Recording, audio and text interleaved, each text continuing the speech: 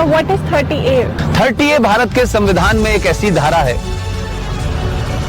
ये धारा ये कहती है कि हिंदू अपने धर्म की शिक्षा नहीं दे सकता, अपने कॉलेज में नहीं दे सकता, प्राइवेट कॉलेज में नहीं दे सकता, इसके लिए कॉलेज नहीं बना सकता, और जो सरकार के जो कॉलेजेस हैं उसमें नहीं दी जा सकती।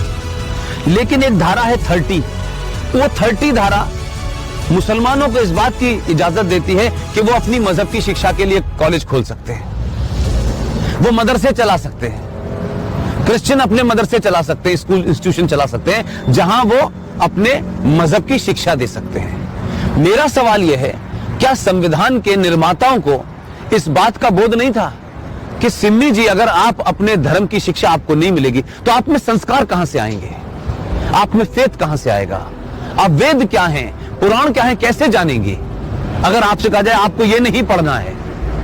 और भारत में एक ऐसी सिविलाइजेशन जिसके 5000 साल का जो रिटन डॉक्यूमेंटेशन है, उसमें भारत का कोई भी आप दौर देख लें, कभी भारत की सनातन संस्कृति के मानने वालों ने दुनिया के किसी देश पे हमला नहीं किया।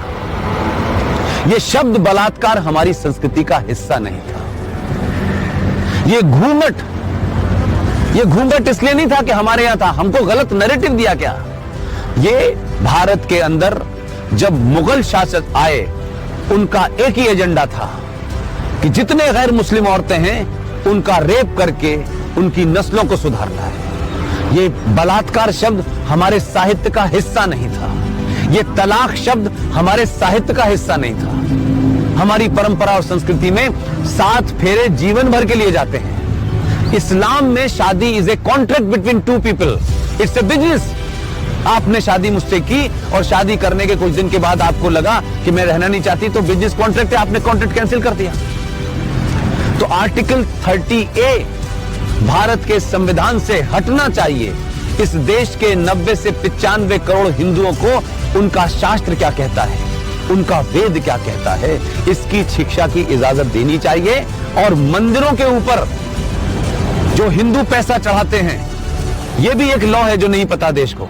भारत के जितने भी मंदिर हैं उस पे जो पैसा चढ़ता है वो सरकार के खजाने में चला जाता है। और भारत के मजारों के ऊपर जो पैसा चढ़ता है, जो गुरुद्वारों में पैसा चढ़ता है, वो सारा का सारा पैसा उस धर्म के मानने वालों के पास चला जाता है। सिर्फ भारत के हिंदुओं का पैसा जो आप अयप्पा पे चढ़ाती हैं, जो महाकाल पे चढ़ाती हैं, जो वैष्णो देवी पे चढ़ाती हैं, वो पैसा सरकार ले लेती है।